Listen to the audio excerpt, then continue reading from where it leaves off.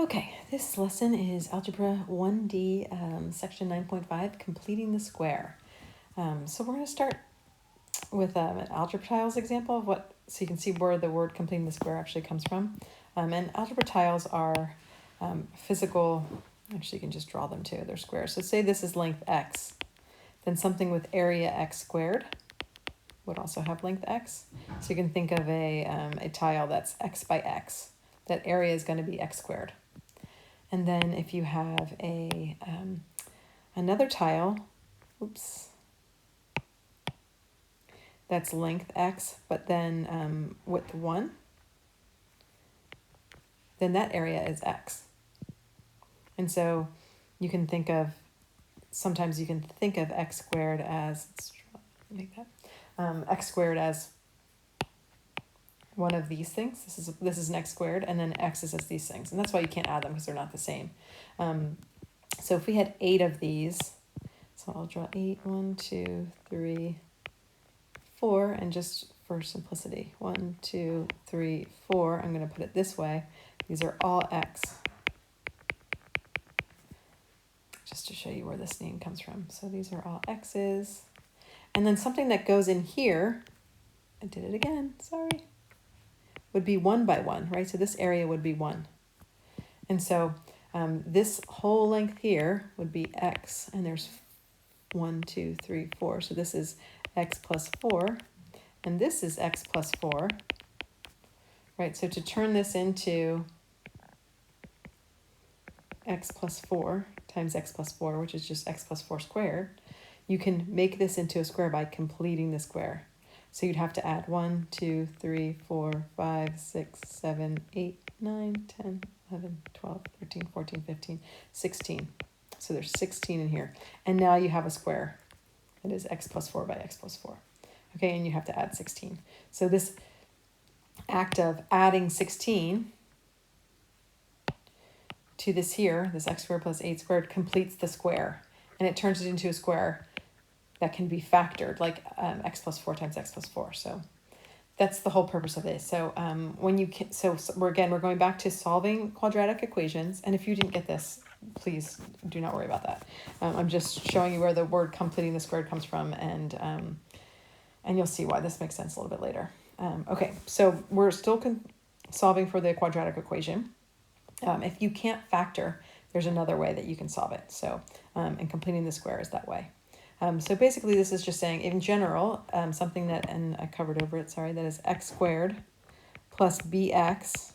It can be changed into a perfect square trinomial, right? So once this is plus 16, then if you factored this, look for two numbers that multiply to 16 and add to 8, it's 4 and 4. So this becomes x plus 4 times x plus 4, right? Which is x plus 4 squared. And then it puts in, and then you can, the idea here is trying to isolate your x. So then when you have it in this form, then you can just take the square root of both sides and then get your x alone. So that's one way to take this form. When your b is not 0, you're going to add a special number to it that completes the square, that turns it into this form, factored form, where you can just do the square root method. Okay, and what you're doing is this 16, or what you're completing the square on, is taking this b, dividing it by 2, and squaring it.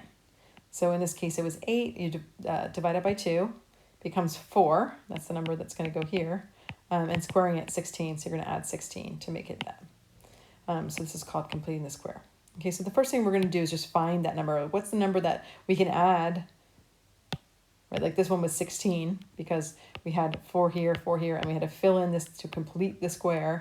So we were adding 16. So we're going to find the c to complete the square. So in this example here, it says, okay, find the value of c such that x squared minus 16x plus c is a perfect square trinomial. Okay, so in what we just learned above, our c, in this case, is going to be b over 2 squared. And so here my b is negative 16. So I'm going to plug in negative 16 here. Negative 16 divided by 2 squared. And before you go ahead and square each one, always do it in this format. Divide it by 2 first, so then you get your negative 8 squared. Okay, and I'll tell you why that's important later. But you want to, don't change it, make it positive immediately. Even though you know negative squared is going to be a positive, keep it here because you're going to need this number when we start solving equations. And then negative 8 squared is positive 64. So my C is 64. So we would add 64 to this to complete the square. And you can picture that with your x squared. And then you have 8 of your x's here. These are 8, so this would be x plus 8, x plus 8. That's where this number comes from. And then you would add this, then this is 8 times 8. So 8 squared is 64. Okay, actually this is negative 8, but we won't get into negatives here. It gets way too confusing. So here we're adding 64 here. Okay, so just use your C equals B divided by 2 squared to find your C. So here, find your C here. If your B is 20, what's your C? If C is B divided by 2 squared. So press pause, try this on your own, and then check back for the solution. Okay, hopefully you got that C is 100. If you take B, 20 divided by 2, and you get 10, and then square that, you get 100. So C is just 100. Okay, so let's add on to this to complete the square, right? Our goal here is to solve the quadratic equation. And here our A is always going to be 1. Actually, in the next couple of ones they won't, but we'll show you how to make it be 1 because this doesn't work without this being 1. So we're solving these problems here. Okay, so what are the solutions to this equation? Well, when we encounter a problem like this, we're going to first think, well, we don't have a graph of it. Our B is not 0, so we can't just use the square root method. So our next thing we would do would be factoring, which we did in the last section. You do your little diamond. You'd put your 16 times 1 on the top and negative 14 below. Go through 1 and 16. They both need to be negative. Negative 8, and then 4 and 4. Those are your last two. None of these equal negative 14. So that means you cannot use factoring. Okay, so factoring is out. All right, so now you have to go back next to, so the next thing you're learning, if factoring doesn't work, is to complete the square. And so how we're going to use completing the square is, remember right before this in problem 1, we were trying to solve for, not AX, when x squared plus bx, and we can add some number here. So what we're going to do is just turn one of these sides into x squared plus bx. So we're going to get rid of this c here by putting it onto the other side. You know, the last lesson we moved it together, now we're separating it. Okay, so we're going to subtract this 16 and get it to the other side. Okay, and so we're going to have this x squared minus 14x equals negative 16. And I put this space here because we're going to now add that c from problem 1 here to make this be a perfect square. So that's going to factor like this. But if we add c to the left side, we have to add it to the right side. Okay, so in order to figure out what c is, we take our, remember our c is b divided by 2 squared. So let's find our b. In this case, b is negative 14. So let's plug in negative 14 for b here. Okay, negative 14 divided by 2 is negative 7. Remember, leave it in this form. Don't start getting ahead of yourself and getting rid of the negative, right? Because you're always going to be adding a positive number here. Your c is always going to be positive. But the negative here is going to be what you put here, okay? So negative 7 squared is 49. So let me just move this again. It won't let me erase it. I hate when I, oh, here, no, this does. Okay, there we go. Okay, we'll get back to that. But let's rewrite this as x squared minus 14x. And now we're going to plug in this 49 for c. So plus 49 here. This is negative 60 on this side. We're going to add 49 there too. Okay, and now we could now factor this. We could do our diamond. We could put our 49 and our negative 14, and we'd get negative 7 and negative 7. And then we do our x minus 7 times x minus 7, and then write that it's x minus 7 squared. Which you can do all that, but every single time this works, this is because you picked the right number here, this is going to factor looking like this. And the number that goes, this is going to be x, oops, keep doing that. The number that goes here after this x is going to be the number right before you squared it. So it's going to be that negative 7. So that's why I don't want you to get rid of that negative yet, even though we know here that the negative gets squared and we get a positive here. Write that here because that's going to tell you, all right, this is what goes in to my factor. So this becomes -7. And that works because of all this. And if you feel more comfortable doing that each time, if you want to factor this, go ahead. But it makes your life a little bit easier in completing the square if you know to just put this -7, because you've already done the work and it's just right there. And there's so many steps in this anyway. So that's the whole reason you added this 49 is so that you can factor it like this. Then on this side, you just have to add your -16 and your 49, and you get 33. All right, and now to get x alone, remember our goal is always to get x alone, you're going to take the square root of both sides. And now your squared and your square root cancel. And so this just becomes x minus 7. This becomes plus or minus the square root of 33. Don't forget that when you take the square root, you take the plus, the positive, and the negative. And now we can get x alone by just adding 7 to both sides. Okay, so this is x equals now 7 plus or minus the square root of 33. And the homework, the homework problems just say write your answer, round it to the 100th spot. So what we'll do here is we'll do that here. We're going to split this plus and minus. So one of our answers is going to be 7 plus root 33. The other answer is going to be 7 minus square root 33. So you can do that in your calculator. 7 plus square root 33. And we get 12 point. So this is x equals 12.74. And this is x equals 7 minus square root 33. 1.255, which means 1.26. We round it to the 100th spot. So those are our two answers. Okay, so it's not going to be as clean and easy as factoring, but it gives us an answer. And then when you do these, remember we learned graphing. I really do suggest taking the time to go into Desmos and put this function in, and then click. Remember how we learned how to do graphing? Put this function in, and then it will graph it for you. And then remember these dots come up and you can just click on the dots and you should be able to see, if you did it right, that when you click this dot, it will say 1.26 comma 0. And then this one would be 12.74 comma 0. And then you'd know that you did it right. Okay, so for the one that you're going to do on your own, I do not like that the book did this, but for now, this being an odd number, right, b divided by 2 is going to give you a fraction. We're not starting your first try on your own with a fraction one. So we're going to change this to be x squared plus 10x plus 15 equals 0. So scratch that. We're not doing fractions yet. Try this one on your own. Okay, and then check back for the solutions. Okay, so let's go over this. So I started by trying to factor. Right, what two numbers multiply to 15 and add to 10? None. There's only two choices here and neither of them do. So no, we could not have used factoring instead. I asked that question here, but no. Let's always start with trying to factor because it's easier than this. So only start completing the square if you can't factor it. So we subtracted 15 from both sides. And then, oh, I forgot my plus c over here. Plus c. So then we changed it to add c to both sides. We figured out what our c was. My b was 10, so I divided it by 2 and got 5, and then I squared it, 25. So I added 25 to both sides. And this factors to be x plus 5 from the 5 here.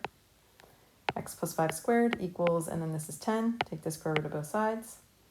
X plus 5 equals plus or minus 10, don't forget that, and then subtract 5 from both sides.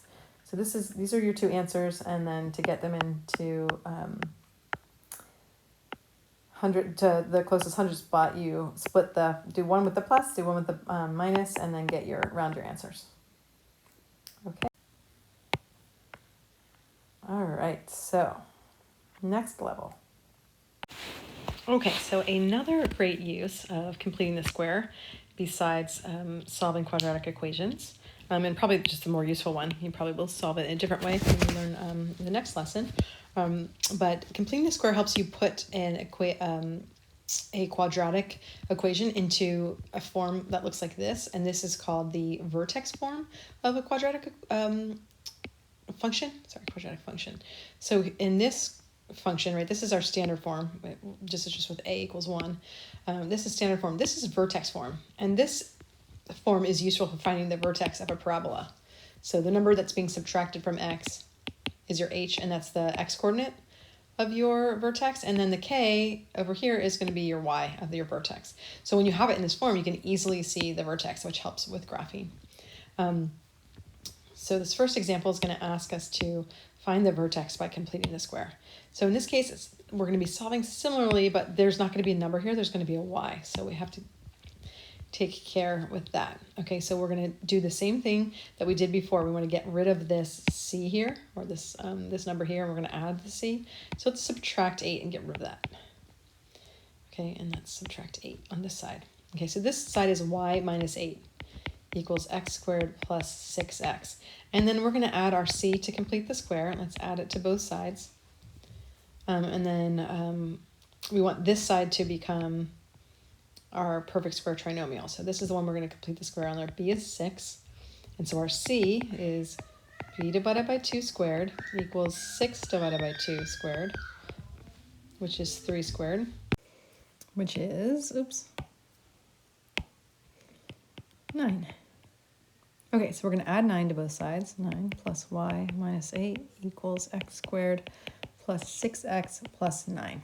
Okay, so this side, the whole reason we did this is so that it would factor 2, and we just take this 3, right, and put it there, x plus 3. Again, if you don't get that, or you don't like that shortcut because you don't really understand why, remember you can just factor this. So do your diamond. 9 times 1 is 9, and then we put 6. So two numbers that multiply to 9 and add to 6 are both going to be 3, right? So then it's x plus 3 times x plus 3. Or you can split the 6 into the 2 3s, and then that's just x plus 3 squared. So that number, before you square it, is always the number that goes there, if you like that shortcut. Just saves a little time. And then 9 minus 8 is 1. So this becomes y plus 1. Okay, and then you get y alone. So then you just subtract this 1 from both sides. And now we have it in vertex form. Y equals x plus 3 squared minus 1. Okay, and then so it's in vertex form. So this is my, right, it's x minus h squared plus k.